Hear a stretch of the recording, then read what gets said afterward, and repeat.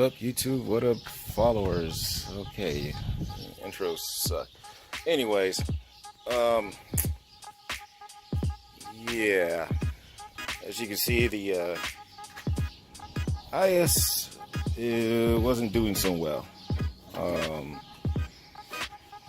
it's under this car cover for a reason from the track, and as you saw in the first bit of the clip, things didn't sound so hot with the car.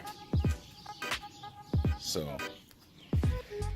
yeah, so the IS is down for a bit, and I'm back.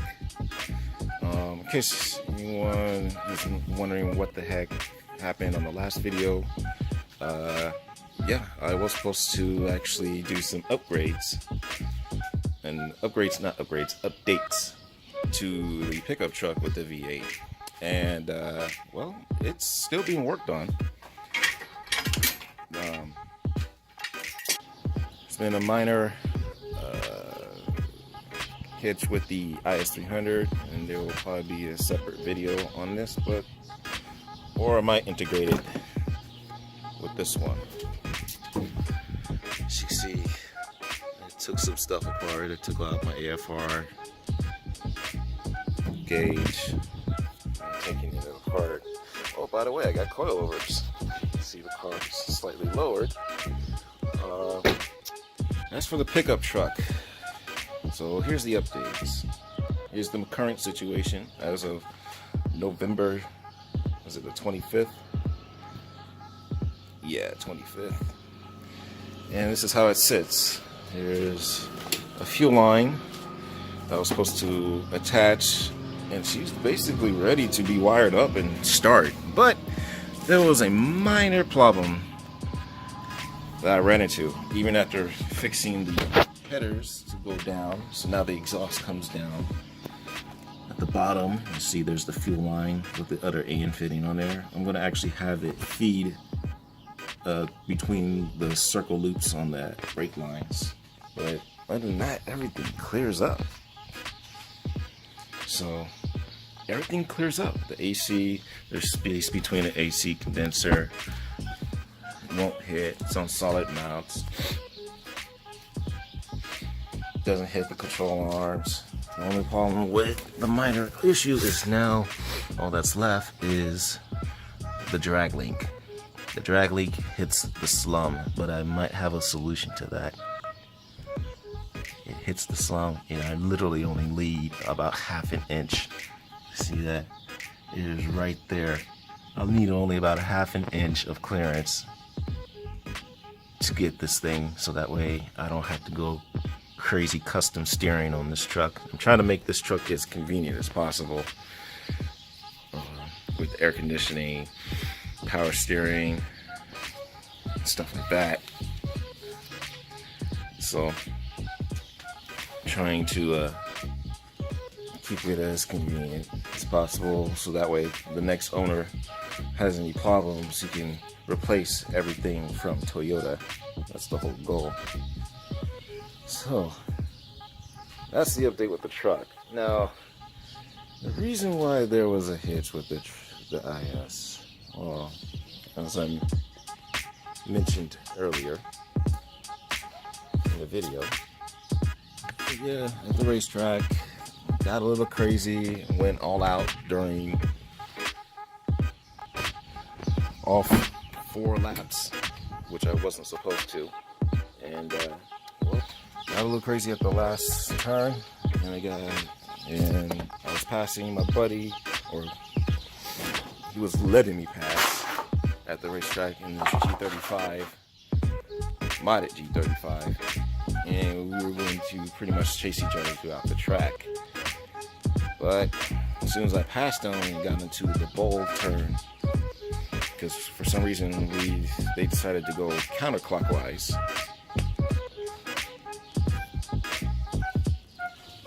After hitting that part, that's where I started losing power and noticing something was really wrong. And my AFRs were kind of a little off, so I pulled into the pits, and as soon as we pulled up to the tent, that's where I heard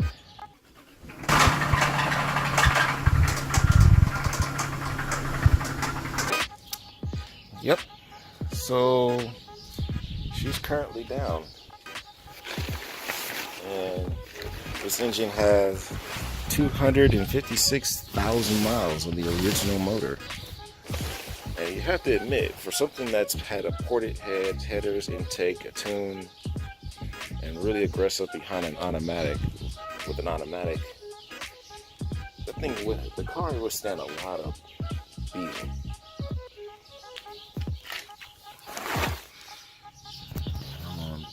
Megan Rakes and coilovers. These things don't even have 1,000 miles on them.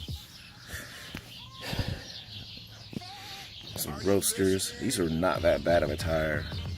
And the only car literally that was to catch me on these at the track, because I was the first car out, the only car that was able to catch me was a supercharged 350Z that was tracked out. He had 888 tires and slicks and all that kind of stuff. He was pushing it. So that was the only car that was able to keep up with this one. And I was actually pretty proud of that. It took a boosted 350Z to catch me. So I was pretty happy about that. So now I have to figure out what would be the solution for this car. So what will be the solution to fixing the engine? I already stripped everything out. Pretty much half the engine is gone on this car already.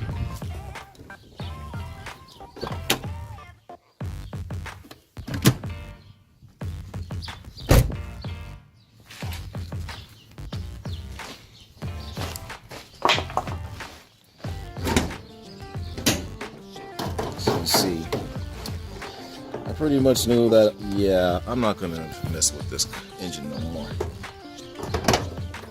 After the knock started to occur, I'm not sure if I spun a bearing on a main or a rod. Who knows? I am gonna take it apart and find out what the heck happened. I don't know if it's oil starvation or a hiccup in the tune while on the power, trying to overtake a G35. So obviously I'm not going to mess with this engine for a while, even though I did a lot of porting work on the head. And I don't know what to do. I really don't want to rebuild the bottom ends. Well, screw it. I guess I have to throw this guy in here. Perfect. That is a genuine twin turbo 2AZ GTE VVTi. I believe this was out of a 2001 or 2 Aristo. So this is the last of this engine. The last year of it was built. With luckily the guys at the importer were kind enough to let me swap out ECU, so I don't deal with any immobilizer problems. But I did make the mistake of leaving the chassis clips at the import shop, so hopefully I can go back and pick those up. And I'm missing my starter.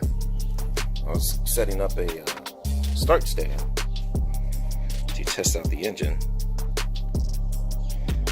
and see how it actually runs. So far, when I first looked at the several 2Js that they had over there, I think there were like a total of 5 of them. First thing I checked is make sure all the oil, and, you know, usually when you're in the industry of automotive, you can definitely tell if the engine's not running quite good or hasn't been running quite good or taken care of just by the smell of oil. And smelling the inside the valve covers, smelling the oil out of the dipstick, which, by the way, they do not empty this thing when they deliver it. This thing still has the original oil from Japan. That is crazy.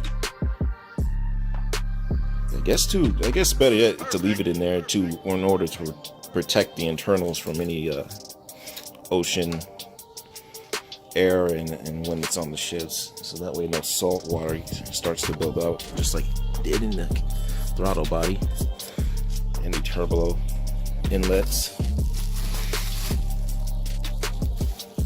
I have to clean that all out. Honestly, when this thing starts, when I test start it, I'm just gonna make sure that it doesn't blow too much smoke.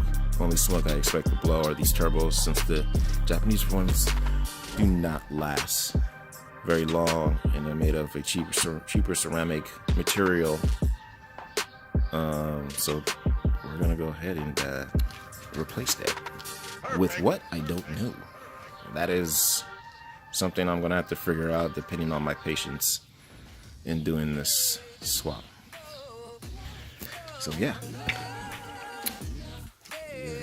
your boy is going turbo. It's been a while since I've been in the boosted game. The last boosted car I had was my MR2, and I missed the hell out of that car. But now I'm kind of crying internally because now I have 2 projects. Yeah, I have 2 projects. Out of all of them, trying to fit a big ass V8 inside of a tiny pickup truck, and then turbo swapping a freaking IS300. Now, for what transmission I'm going to use. Well, original plan was to just rock the automatic, not the one that came with it, because I can't deal with 4-speed. I can't deal with that. I'm planning to use the transmission of this IS with the accumulator shim mod, so that way I can shift faster, but I'm not sure if that transmission will survive. But with this transmission, I was contemplating on getting a T56 kit from Granish Performance. I've been reading up on that, on the swap and all these builds, and I was thinking, okay, yeah, let's go ahead and let's just go 6-speed. There's no point of putting a manual 5-speed to replace a 5-speed automatic, in my opinion. I just don't see the point. And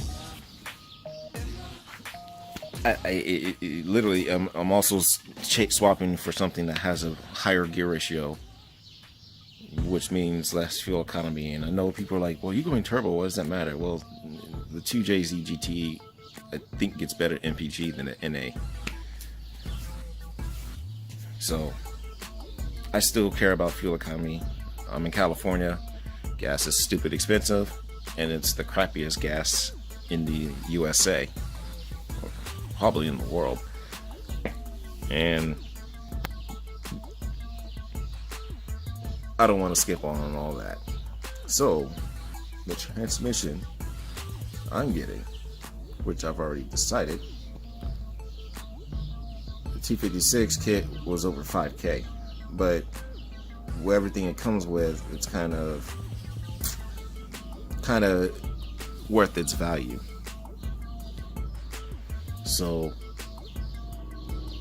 God, man, sitting here with 2 monster engines.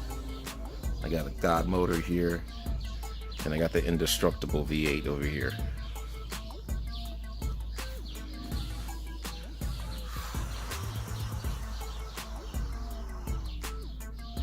Pray for me. Transmission I'm going with is a CD009 transmission from a 350Z or 370Z. The reason only that is because there's several kits out there that make it pretty much a bolt-on application for this car, or for any car with the JZ motor in it.